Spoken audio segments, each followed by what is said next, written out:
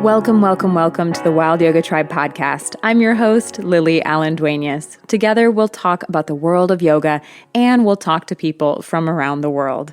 Before diving into the episode, I wanted to invite you to head on over to my Patreon account. I would love your support, and I'm thrilled to have this beautiful community space where we can do yoga together, meditate together, and you'll get access to exclusive content. Get ready for some private Zoom Q&As, free printable art, meditation recordings, and more. Follow the link in the show notes to get started, or head on over to any of my social media channels or my website, wildyogatribe.com, to hang out, get to know each other better, and find out more about all the support and resources available to you. Ready to dive in? Let's get started. Namaste, family, and welcome back to the Wild Yoga Tribe podcast. Today, I'm so excited to be joined by Rocky Ryu, a yoga teacher from Indonesia, from Surabaya, which is on the Java island, and it's right next to Bali, very close, but he's been teaching yoga for 25 years. He teaches Ashtanga, Iyengar, and Hatha, and his passions beyond yoga do include therapy, body work, anatomy, and massage. So actually, for the last decade, he has come up with his own technique in yoga that he calls the RM method. I'm excited to hear more about that. So Rocky, thank you so much for joining me on the show today. Hi, Lily. Nice to meet you. It is such a blessing and happy to finally be here at the Wild Yoga Tribe podcast and speaking with you. Thank you. I'm happy too. Just to get started, Rocky, can you tell us how yoga first came into your life? Okay, so back then, in around 1995, I was a stockbroker based in Jakarta. Then I was always flying a lot between Jakarta and Sydney, back and forth. And on my way to the office at Sydney, or when I went back to my apartment, I always walk past this small, nice yoga studio with glass window, and I can see what they did, like the asana. Then it strangely somehow caught my attention. Maybe perhaps my higher self or my intuition was telling me try a class. And as a stockbroker, it's very hard. I had insomnia and my whole body wasn't feeling at best back then. It was a high intense job doing stock. Finally, I went for a yoga class, and surprisingly, I had a good sleep straight away. I wake up fresh and felt different and have a up level energy. So I never stopped practicing since then. Every time I went to Sydney, I tried and I do that yoga class because at that time in Indonesia just very few yoga studio. I feel better and better each time. Then I could perform better at work too. Yeah, that's the story. Oh, thank you so much for sharing that. And I love that you kept going back and you fell in love with it. And so then you became a yoga teacher too. Yeah. Did you become a yoga teacher in Indonesia? Yes, almost like 20 years over. Yeah. Back then in Indonesia, there were not much yoga studio and yoga teacher at that time, and many people didn't know much about yoga. So many of my family and friends got curious when I told them about my yoga stories. So I gave up my job as a stockbroker and went to be a full-time yoga teacher. Maybe they see a change in me as I felt good about my body and well-being. So eventually they want to me to teach them. So I started teach around like year 2000, and I took all kind of workshop and also yoga teacher training. It was a long time ago, Lily, but many of the classes inspired me to be who I am now. And then like around in 2008, I opened Malika Studio. It is almost 15 years until now. Yeah. Besides, I studied yoga, like many style of yoga. I also studied Pilates, bodyworks, some physiotherapy training, and advanced physical rehabilitation. And the last during pandemic, this 2 years pandemic, I learned massage in Ubud. I learned Balinese massage, and last year I studied Lick method. It's a logical integration of neuromastia, skeletal kinetic. Yeah. Wow, that's such an amazing amount of things to learn. You definitely have a lot of passions that extend past yoga into the realm of body work and energy. I love that you've learned so much. I would also like to ask Rocky, what is one of the most powerful lessons that yoga has taught you or a gift that yoga has given you? I see. For me, the lesson awakens our spiritual sense as well. Empathy, sincerity, loving kindness, and humility. As we know the condition of a student, it is essential to have a sincere intention on how can I assist them to be better, physically and emotionally. I specialize on private classes to focus us at the specific condition of a student. For example, people who have frozen shoulder, osteoarthritis, sleep disc pain, polio, cancer, and so forth. I teach the student more than just the asana, but also incorporate some breathing technique and some therapy technique to release the tension physically and mentally. Many people come here wanted to be healed, and I want to do my best for them. Yoga is more than just a job and physical exercise, really. So, generally speaking, Indonesia is a conservative country. Many of the people that I encountered had so much fear and anxiety stored in them from the family background, society upbringing who expected them to be someone they are not. So I can see a form of tension in the body.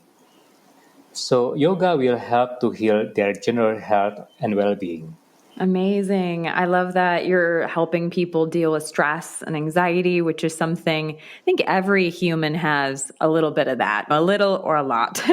I think the way the world Yeah. works, we are stressed and anxious. But something you said that was really surprising to me was that back 15 years ago, 20 years ago, there wasn't a lot of yoga or yoga teachers in Indonesia. Is that really true? I'm very surprised because I feel like it's such an amazing hub, a nexus, a place where people from all around the world come to do yoga now.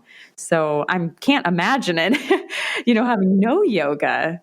Indonesia has been a rich spiritual land since the olden days. It has an abundance of natural and resources as well. There are also many sacred Buddhist and Hindu temples like Borobudur Temple, Singosari, Plausan, and Bekasi Temple in Bali.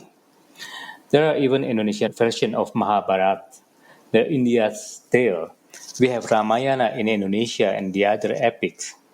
There is also Japanese mythology that was invented and inspired by the Hindu Buddha era. Then, in my opinion, the yoga asana itself was not really emphasized, but the spiritual essence is still here. It goes a long way even to the language of Bahasa Indonesia language that we speak today. Like the word asanam become like senam in Bahasa Indonesia, and also the culture of people of Indonesia. It was taught early in the school about yama and yama, but it came in different names, but the essence again was there. But the asana practice at that time, like 15, 20 years ago, there's not many really. Maybe Bali has some, but in the other island of Indonesia, they're not have like that. Beside the asana, yeah, there's also ancient practice of natural herb medicine that we call jamu. We use these natural remedies to heal the body in natural ways. It is just like the popular Ayurveda, in my opinion. Yeah, Jamu in Indonesia, Ayurveda in India. So the asana in Java Island is so many. This yoga studio at that time. 20 years ago, I start teaching some teachers to be yoga teachers now. So in the future, I hope yoga in Indonesia is more accessible. Yeah, Indonesia is such a rich spiritual place. And I loved my time that I spent there. I spent a couple months. And it was just so beautiful. As you mentioned, such a confluence of cultures, of having the Hindu temples, the Buddhist temples. I just think there's such a beautiful marriage, a combination of spiritual energy there. Yeah, Bali is different, Lily. Bali is now has so many yoga studios, so many meditation classes. This because of the culture there. The culture of Hinduism in Bali is they preserve the Hinduism in Bali is still very good. Yeah, I also Yeah. spent a month in Pekanbaru, in Pekanbaru, Indonesia. I was teaching English, and that was not a very Hindu or spiritual center. It was more urban city. So I know that it's not all of the islands of Indonesia, but there definitely is very special places there. Yeah. Yeah, True. so I would love to hear too about your RM method. When I was first reading about that, I was very curious. What is the RM method and technique? So the society want a fast, quick result of everything. So for the past 10 years, I have actually designed a method called RM. So I have applied this method to the student in the studio for around 10 years, and it has brought so much positive response. RM method is a technique that helps to maximize the use of muscle in the body and the breath. It is combination of physical strength, breathing, mind that will naturally align our body posture to the ideal plumb line, the toned body. This method again naturally assists in our asana posture as well. So I put science to yoga, Pilates, and the body works and all that I learned, and I make it very simple and easy method that people can practice easily. Yeah. In the future, we are planning to have more workshop in Indonesia and also internationally, and hopefully this method can help many more people. Oh, that's great. How did you first come up with the idea? The idea came when I was injured from SNP, the slip disc, and also muscle spasm because working too much. And then I rethink to combine to synergy the yoga and the Pilates and the core strength, the pelvic muscle. Using the pelvic muscle is very good. Yeah. Then also these physio techniques combine the everything is very powerful. The combination of movement, the breath work, nervous system, the mind, especially focusing on the pelvic floor muscle and connect everything. It become the yuj, the yoga, the Sanskrit yoga named yuj, that means union. So I united everything. I love Yeah. that. I love how you said you pulled it into use to the Sanskrit word, how you were uniting everything together. That's such a beautiful idea. And I would love to learn more from you about the RM method. It sounds like you've created something that's helped a lot of people. Yes. So, Rocky, why do you teach yoga? What made you want to become a yoga teacher? What's the reason? Yeah, I teach yoga because I felt it flows naturally in my body. Then when I go back to Indonesia at that time, my friends start asking me, oh, why not you share yoga with us? So I start to teach. But at that time, when I studied and take the teacher training, yoga or Pilates, I never thought that I will be yoga teacher at the time. But just the passion make me learn, make me study about the yoga and Pilates and bodyworks. But when I come back in here, I see people need yoga and I share with them and become yoga teacher until now. Beautiful. And tell us more about your passions beside yoga. Yeah, the passion besides yoga.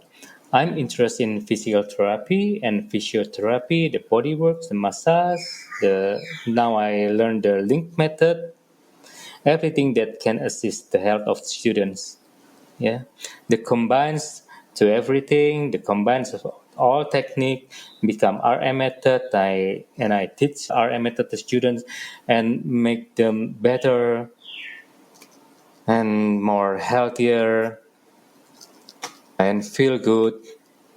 I was hoping to hear you speak a little bit about your passion for therapy and body work and massage.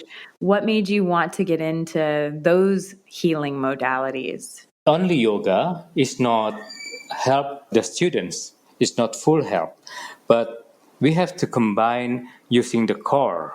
Then I also give them a massage to the muscle spasm, so they can move without pain. Okay. Yeah, it definitely is a good thing to help people be without pain. Absolutely. So, Rocky, also, what do you think is something that people get wrong about yoga? Yoga is more than the body.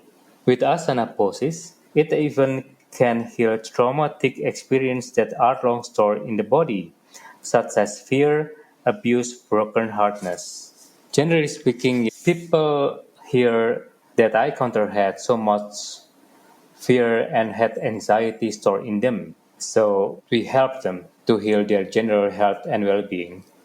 So just not just physical, but it's more than that. Yeah, yoga goes way beyond the physical to the Yeah, mental, the emotional, the spiritual, all of the yeah. koshas, all the layers. And so, do you also have more to say, Rocky, on how your culture responds to yoga? Or is that something you think we already talked about? The Indonesia culture to yoga now it's very popular in Indonesia, even in Surabaya. Yeah, people nowadays doing yoga, and we have many yoga studios here in Surabaya, in Jakarta. There's a lot in Bali, also in Ubud, especially, and there are many communities and workshops available. There's even Bali Spirit Festival in Ubud, and Surabaya and Jakarta youth festival also. So nowadays yoga is very accessible. Yeah, there's definitely is a lot of yoga studios, but I have never been to Surabaya. So it's exciting to hear there's a lot of yoga there too. And Rocky, I always like to ask every person who comes on the show, every yoga teacher, what is your definition of yoga? Yoga for me has become a lifestyle. It is something that is essential to our lives. It helps to balance the body, the mind, the spirit, and we can control our mind, especially in the modern society. Just like the literal meaning of the word yoga use, it helps to connect, unite it from ourselves to the society to the universe. Beautiful. Yeah, there's so many ways that yoga connects us, not just to our mind, body, and spirit, but past that, as you said, to society and to the universe and to the divine energy. Rocky, I would love to know, why do you think it's important that yoga is all over the world? I know that it's become more and more popular in Indonesia, but as it's spread all over the world, and it's something that my podcast is all about too, bringing in yoga teachers from all over the world. So, why do you think it's important that yoga is everywhere now? Yoga, in such way, is a tool, a way. Even yoga is an ancient practice in this modern and fast-paced society. Yoga helps us to stay healthy. It also heals us from illness like stress and anxiety. So I have a story about the cancer patient here. She told me that after each chemo, her taste bud couldn't taste any food flavor like sweetness, saltiness, and spicy. But after each yoga class, she could taste her food again. And I'm really happy to hear that. So, this is just a small example about the story of yoga. And if we can spread yoga in the world, so many people can help from this yoga.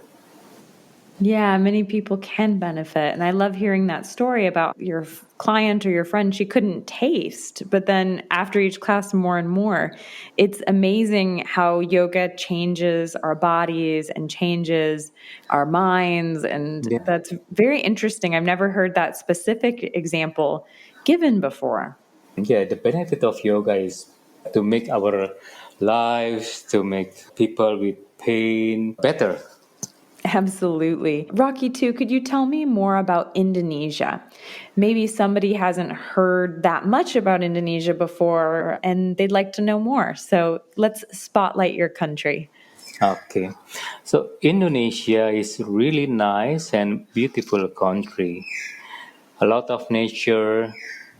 We have lots of beautiful mountains, beautiful seaside, the culture, temples, best for diving, and each part island has a different culture. One of the famous that you visit is Bali, but we have others. We have also Sumba, Labuan Bajo, Sumatra, Papua, and also Java with its culture. I recommend you, Lily, to come again and to the listener to visit and explore beautiful Indonesia. If you've been Oh, to, yes. yeah, if you've been to Bali, then try to go to Borobudur or Sumba or Labuan Bajo. And the Wairabo village is very beautiful. Also, the weather here is also nice and warm, Lily. Even the weather is warm, we have also hot springs here.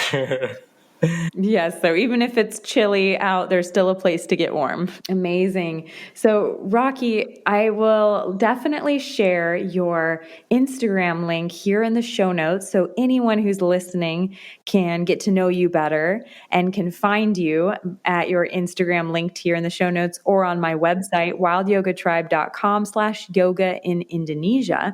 But would you like to say here on the podcast the name of your Instagram account and of your yoga studio? It's Malika Yoga. Yeah. And Rocky, do you want to talk a little bit about your advice for the next generation of yoga teachers?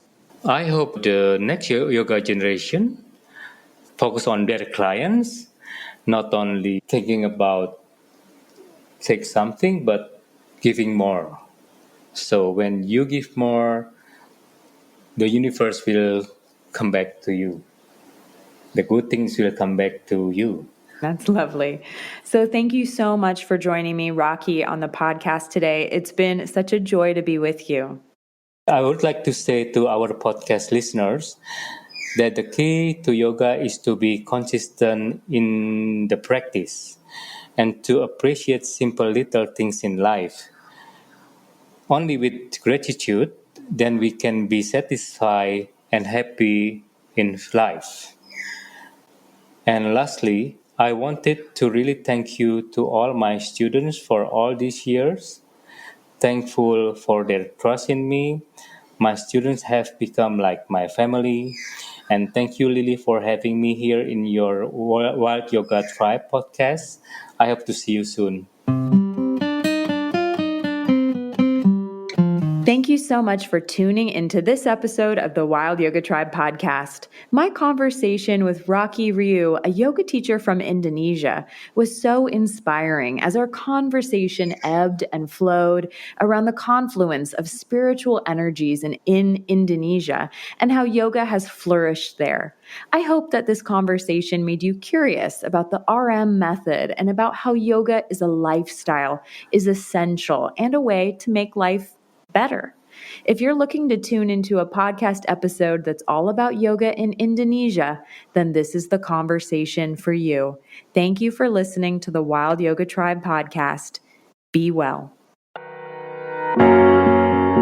Thank you for the gift of your attention today. If you feel called, please share this episode with someone who you think could benefit from it. Leaving a review would also be so appreciated. I also hope you can join me online on my website, wildyogatribe.com, or on social media. I would love to get to know you better. I would love to share with you and to hear your thoughts. Send me a DM, send me a note, get in touch. It would be great to hear from you. And as always, be well, dear one, be well.